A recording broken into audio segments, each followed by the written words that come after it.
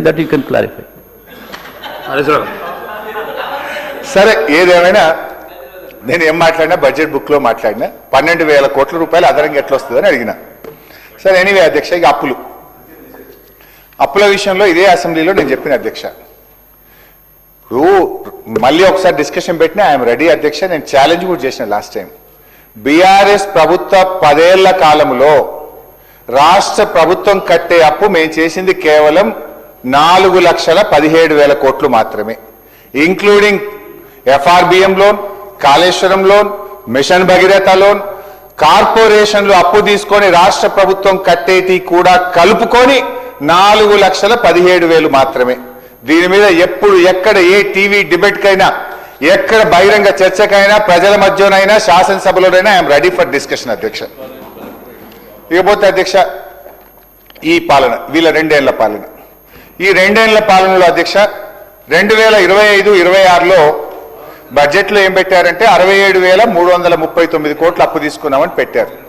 అది as on February 28 పెట్టినారు. But as on today ఈ రోజుకు 88,840 కోట్లు ఈ ఆర్థిక సంవత్సరంలో ఈ కాంగ్రెస్ ప్రభుత్వం అప్పు చేసింది అధ్యక్ష. అదేవిధంగా అధ్యక్ష, మీ లెక్కల ప్రకారం ఈ ఆర్థిక సంవత్సరం ఎఫ్ఆర్బిఎం అప్పులు, కార్పొరేషన్ల ద్వారా చేసిన అప్పులు అన్నీ కలిపితే 1,77,794 కోట్లు. ఒక్క ఈ ఇయరే, ఇంకా 10 రోజులు ఉంది. ఈ ఒక్క సంవత్సరమే మీరు చేసిన అప్పు 1,77,794 కోట్లు. ఇంత 10 రోజులు అయిపోతే నాకు తెలిసి 2 లక్షల కోట్లు చేస్తారు అధ్యక్ష. ఈ ఒక్క సంవత్సరమే మీరు 2 లక్షల కోట్ల రూపాయలు అప్పు చేయబోతా ఉన్నారు అధ్యక్ష. అధ్యక్ష, మీరు మా గురించి మాట్లాడతారు అధ్యక్ష. లాస్ట్ ఇయర్ ఈ ఇయర్ కలిపి కాంగ్రెస్ ప్రభుత్వం చేసిన అప్పు 3,70,000 కోట్లు అధ్యక్ష. ఈ రకంగా అప్పుల విషయంలో ఒకే తప్పుడు మాటలు మాట్లాడడం మానేయండి. బీఆర్ఎస్ ప్రభుత్వం చేసింది కేవలం 4,17,000 కోట్లు మాత్రమే. దాని మీద ఒక ఫుల్ ఫ్లెడ్జ్ ఒక రోజు ఎక్కడ ఏ డిస్కషన్ కైనా మాజీ ఆర్థిక మంత్రిగా నేను రావడానికి సిద్ధంగా ఉన్నా. ఎవరు వస్తారో మీరు రండి. థ్యాంక్ యూ అధ్యక్ష. ఈ సభలో అయినా ready sir.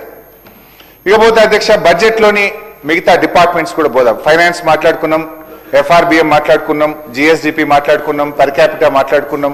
Now will go to department wise. బట్టి గారు ప్రవేశపెట్టింది.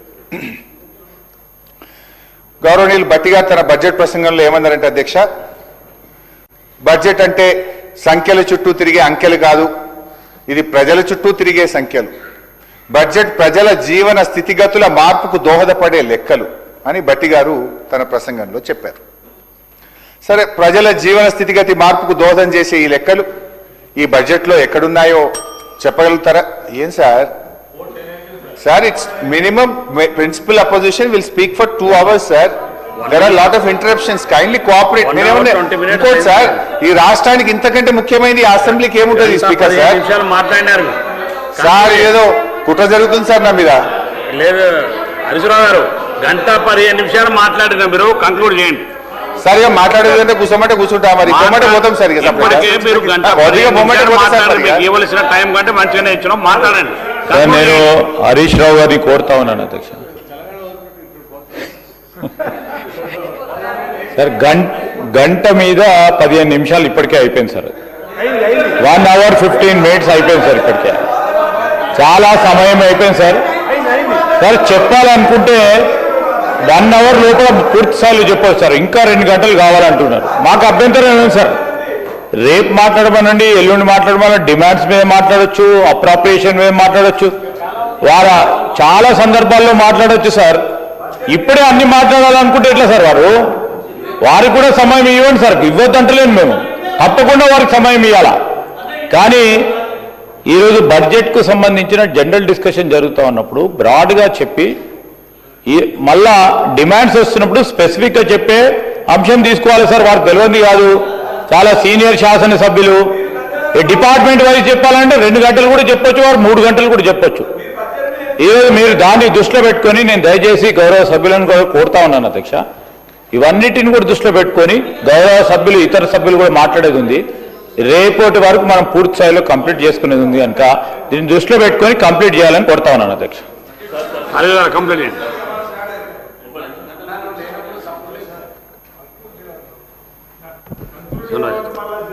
గవర్నర్లో లెజిస్లేటివ్ అఫైర్ మినిస్టర్ గారు అంటే ఇంత బడ్జెట్ అనేది ఇంపార్టెంట్ సబ్జెక్టు మీద మా నాయకుడు మాట్లాడుతుంటే గంట అయిపోయింది అంటూ సార్ టీ బ్రేక్ అని 2.5 గంటలు మమ్మల్ని కూర్చోబెట్టారు. Please please please please please చెప్పండి సార్. 2.5 గంటలు టీ బ్రేక్ అని 2.5 గంటలు కూర్చోబెడితే మేము కూర్చున్నాం సార్. గవర్నర్ అడ్రస్ మీద ధన్యవాదాలు చెప్పేటప్పుడు ముఖ్యమంత్రి గారు ఢిల్లీకి వస్తారంటే 5-6 గంటలు మేము కూర్చున్నాం. ఆయన వచ్చిండు, పండబెట్టి తొక్కిండు. సార్ ఇది సభను పక్కదారి పట్టించే ఆలోచన చేస్తూ ఉన్నారు. చాలా సీనియర్ సార్ వారు. నేను ఫస్ట్ టైం అయినప్పుడు వారు మంత్రిగా ఉండే సార్ అధ్యక్ష. వారికి మొత్తం ఆంధ్రప్రదేశ్ చూసిండ్రు, ఇప్పుడు తెలంగాణ కూడా చూస్తూ ఉన్నారు సార్. ఈ శాసనసభకు సంబంధించి ఎప్పుడు కూడా ఆ రోజు కూడా ముఖ్యమంత్రి గారు వస్తారు, వారి స్పీచ్ ఉంటుందని చెప్పలేదు అధ్యక్ష. సమయాన్ని కూడా అందరి గౌరవ సభ్యులకు సభా సమయం ఇవ్వడానికి మీరు శాసనసభాపతిగా అందరికీ కూడా అవకాశం ఇచ్చింది అధ్యక్ష. ఆ సమయం ఆ విధంగా కోయిన్సైడ్ అయింది. అయినంత మాత్రం దాన్ని ఆ విధంగా చెప్పడం సరికాదు సార్. ఇదేం సార్, ఇది మీరు సీనియర్గా ఉండి ఈ విధంగా మాట్లాడడం సరికాదు సార్. గారు కూర్చోండి, మీ సభ్యులే మాట్లాడుతున్నారు కదా. సార్ ఇప్పుడు మాకేం అభ్యంతరం లేదు సార్.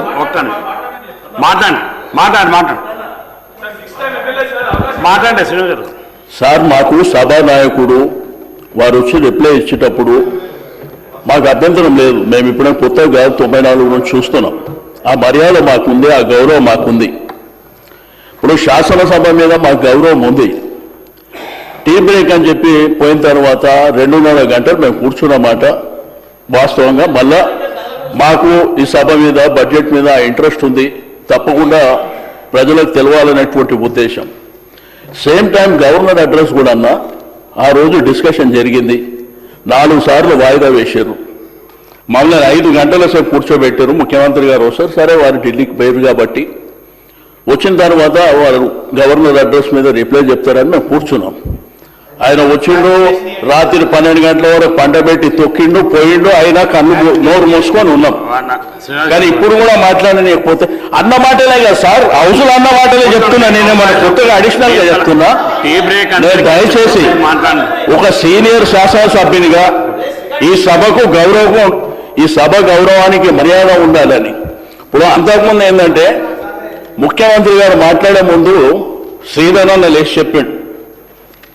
అంటే వారు లెజిస్లేటివ్ అఫైర్ మినిస్టర్గా తప్పు మాటలు మాట్లాడద్దు, రికార్డుల నుంచి తీసేయాలి.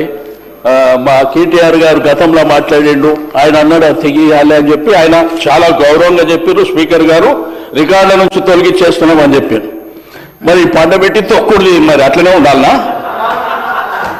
చెప్పండి సార్, మీరు చెప్పిందే మేము గౌరవించినాము. ఆ తర్వాత స్పీకర్ గారికి అడుగుదామని మా వాళ్ళు క్లారిఫికేషన్ అడుగుదామంటే ఆయన పని చేసుకొని వెళ్ళిపోయాడు. ఏం సార్ ఇది, సభ నడుస్తుందా? అసలు రాజకీయాలలో ఎందుకున్నామో అనేటువంటి బాధ కలుగుతుంది. నేను 94 నుంచి చూస్తున్నా కాబట్టి ఏదో గౌరవం లేదు, మర్యాద లేదు.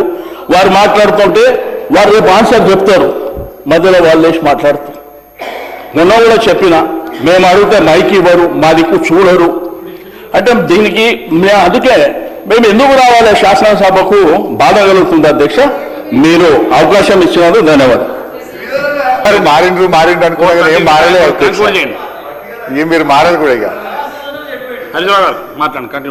అధ్యక్ష, ఇప్పుడు 10 ఏళ్ల కింద బీఆర్ఎస్ ప్రభుత్వం గురించి వాళ్ళు మాట్లాడతారట. మీరు గత బడ్జెట్ లో ప్రవేశపెట్టింది మేము మాట్లాడద్దట. ఇది ఎక్కడి తీరు అధ్యక్ష? ఇది 9 మేము ఆల్రెడీ ప్రజలు అది ఓటింగ్ అయిపోయింది, ప్రజలు తీర్పిచ్చిండ్రు, మేము ఇడ కూర్చున్నాం, మీరు ఆడ కూర్చున్నారు. మీ బడ్జెట్ మీద కూడా మాట్లాడొద్దు, మీరు పోయిన సంవత్సరం అడగద్దు అంటే ఇది ఎక్కడిది తీరు అధ్యక్ష? అధ్యక్ష, ఇంకోటి అది కూడా ఈ బడ్జెట్ లో పార్టే. అధ్యక్ష, నేను మాట్లాడింది 1 గంట 3 నిమిషాలు మాట్లాడినా. బయట మా పిఎల్ నోట్ చేయడానికి పెట్టినా, మీరు ఇట్లే చేస్తుండ్రని. నాకు 5 ఇంటరప్షన్లు అయినాయి. 1 గంట 4 నిమిషాలు 1 మాట్లాడారు గంట 15 నిమిషాలు మాట్లాడాడు ఆన్ నాలుగే రికార్డ్. అధ్యక్ష. మీ పిఏ బయట నుంచి 1 గంట 15 నిమిషాలు మాట్లాడాడు ఆన్ రికార్డ్.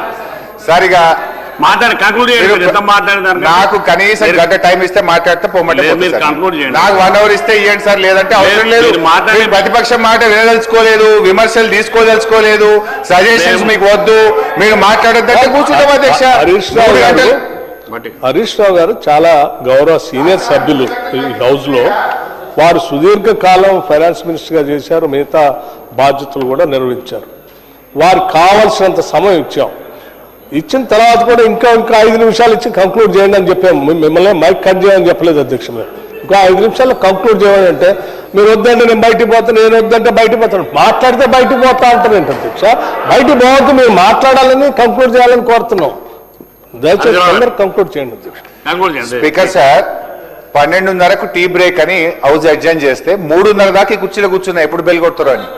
3:30 గంటలు ఎప్పుడు బెల్ కొడతారా అని కుర్చీలో కూర్చున్నా, లంచ్ కూడా చేయకుండా. సార్ ఇదేం సార్ మైక్ ఇవ్వకపోతే? మైక్ సార్ ఇస్తున్నాం. ఇప్పుడు అసలు మాట్లాడండి. సార్ ఇంతవరకు ఈ బడ్జెట్ లో నేను ఏం మాట్లాడలేదు అధ్యక్ష. ఓన్లీ లాస్ట్ 2 బడ్జెట్ రివ్యూ చేసిన. Just I'm entering into this budget. At least I need 1 hour sir. నేను హరీశ్రావు ఈ గారు, ప్రభుత్వానికి సలహాలు మీరు ఇస్తాను. మాట్లాడండి. మీకు ఇప్పటికే గంట 15 నిమిషాలు ఇచ్చాం. గంట 5 నిమిషాలు ఇచ్చారు సార్. గంట 20 నిమిషాలు ఇచ్చినాం. సార్ మీరు మా గొంతు నొక్కమంటే ఎట్లా సార్? మీరు కంక్లూడ్ చేయండి ప్లీజ్. మా గొంతు నొక్కమంటే ఎట్లా సార్? మీరు కంక్లూడ్ చేయండి. మీరు కంక్లూడ్ చేయండి. ఇదేం ప్రజాపాలన సార్? ఇది కంక్లూడ్ చేయండి ప్లీజ్. బయట మాట్లాడి కంక్లూడ్ చేయండి. అరే ఇది ప్రజాపాలన ఎట్లయితే సార్? ప్రతిపక్షం గొంతు నొక్కితే ఇది ప్రజాపాలన అవుతుందా ఇది? మీరు మాట్లాడండి. కంక్లూడ్ చేయండి. మాట్లాడండి. అధ్యక్ష, వ్యవసాయం అధ్యక్ష, ఈ బడ్జెట్ గురించే మాట్లాడుతున్నా అధ్యక్ష. ఫస్ట్ జస్ట్ ఐఎమ్ స్టార్టింగ్, ఇప్పుడే వ్యవసాయంతో స్టార్ట్ చేస్తున్న ఈ బడ్జెట్ లో పెట్టింది అధ్యక్ష. బీఆర్ఎస్ ప్రభుత్వం 2014-15లో వ్యవసాయానికి 5,270 కోట్లతో మేము ప్రారంభమైనాం. మేము దిగిపోయే నాటికి వ్యవసాయంకు కేటాయింపులు 2023-24 28,594 కోట్లు, అంటే 442% అగ్రికల్చర్ కు మేము పెంచినాం అధ్యక్ష. బట్ గౌరవనీయులు భట్టి గారు ఈసారి పెట్టిన బడ్జెట్ లో అధ్యక్ష 23,179 క్రోర్స్ పెట్టారు. లాస్ట్ ఇయర్ బడ్జెట్ కంటే ఇది 1,260 కోట్ల రూపాయలు తక్కువ. మేమేమో ఇయర్ ఆన్ ఇయర్ వ్యవసాయానికి బడ్జెట్ పెంచుతూ 442% మేము పెంచాము. కానీ గౌరవనీయులు భట్టి గారు ఈ బడ్జెట్ లో వ్యవసాయానికి 1,260 కోట్ల రూపాయలు తగ్గించారు. 2023-24లో వ్యవసాయం మీద మేము పెట్టిన ఖర్చు కంటే భట్టి గారు ఈ సంవత్సరం పెట్టిన బడ్జెట్ లో 5,000 కోట్ల రూపాయలు తక్కువ. అధ్యక్ష, అధికారం పొందేందుకు అనేక హామీలు చెప్పారు అధ్యక్ష. 5 సీజన్లలో 1 సీజన్ రైతు బంధు పూర్తిగా ఎగ్గొట్టారు. 2 సీజన్లకు అరకొరగా ఇచ్చారు అధ్యక్ష. ఒక్క రైతు బంధు మీద రైతాంగానికి 18,000 కోట్లు ఈ ప్రభుత్వం బాకీ పడ్డది.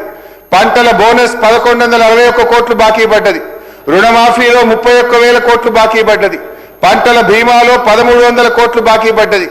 ఒక్క రైతులకే ఈ ప్రభుత్వం 40,000-50 వేల కోట్ల రూపాయలు ఇచ్చిన హామీలు బడ్జెట్ లో పెట్టిన లెక్కల ప్రకారమే బాకీ పడ్డది అధ్యక్ష.